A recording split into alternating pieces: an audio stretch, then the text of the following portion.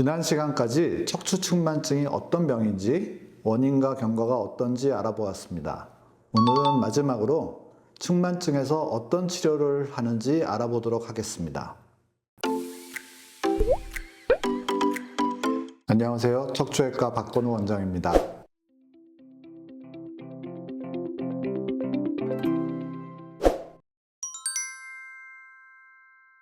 측만증은 구조적으로 척추가 휜 것이므로 저절로 펴지지는 않는 것으로 되어 있습니다.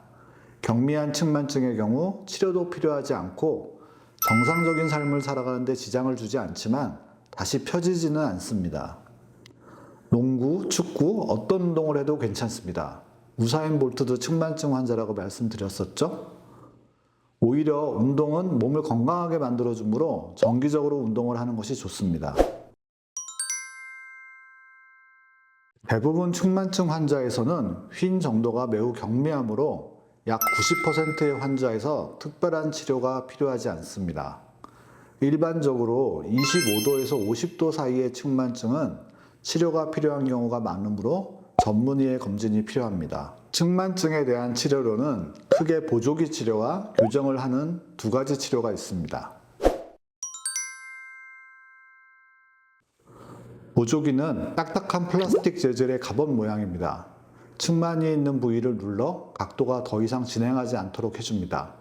그러나 보조기도 휜 것을 다시 펴주지는 못합니다. 성장이 많이 남아있는데 20도에서 40도의 측만이 있거나 정기적인 엑스레이 검사상 점점 더 휘는 경우 측만증이 계속 진행할 가능성이 높으므로 보조기 착용을 고려해 볼 수 있습니다.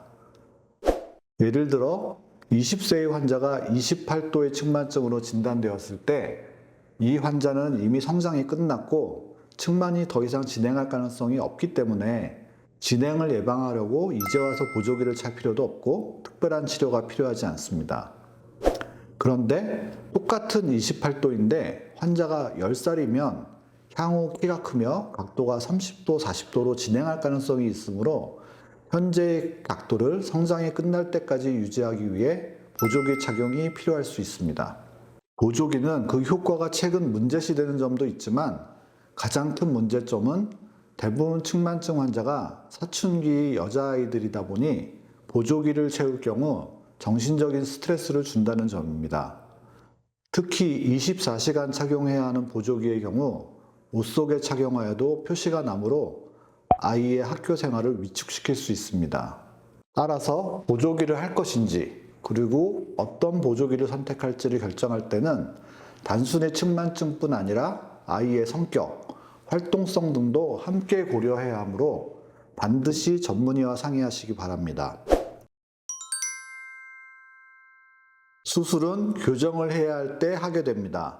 교정치료, 운동치료나 도수치료 등 수술적 방법 외에 허리를 펴준다는 치료들은 교정을 할 수 있다고 주장하나 과학적으로 효과가 입증되어 있지 않습니다. 상식적으로 보아도 치아 뻐드렁니를 일주일에 한 번씩 1시간 눌러대면 이가 교정이 됩니까?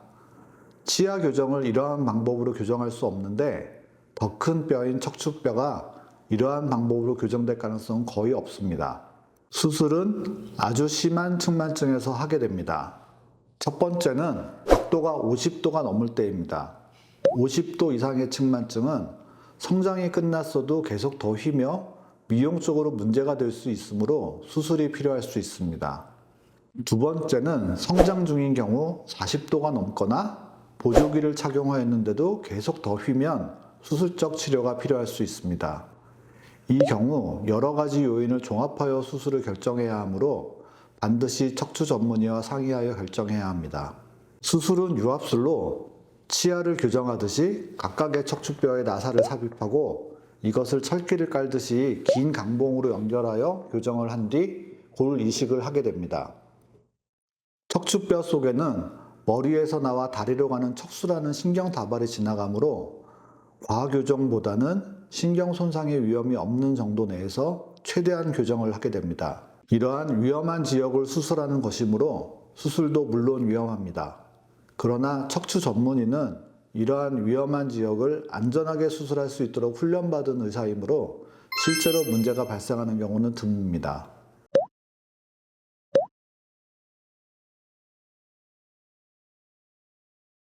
척추측만증은 이제까지 말씀드린 바와 같이 그리 심각하고 위험한 병이 아닙니다. 한마디로 말씀드리면 허리가 좀 못생긴 병이에요. 흔히 척추가 휘어서 허리가 아프다고 생각하지만 20에서 30도 휜 정도로 허리가 아프지 않습니다. 예를 들어 머리가 아플 때 얼굴이 좀 못생겨서 머리가 아픈 게 아니죠. 밤새워 일을 했다든지 무엇인가 큰 고민이 있어서 머리가 아픈 거지요.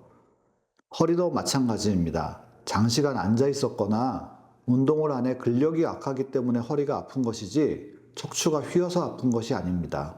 측만증은 대부분 10대 여자아이들에게 많이 생깁니다. 이 나이 때는 감수성이 예민하고 외모에 관심이 많을 나이죠.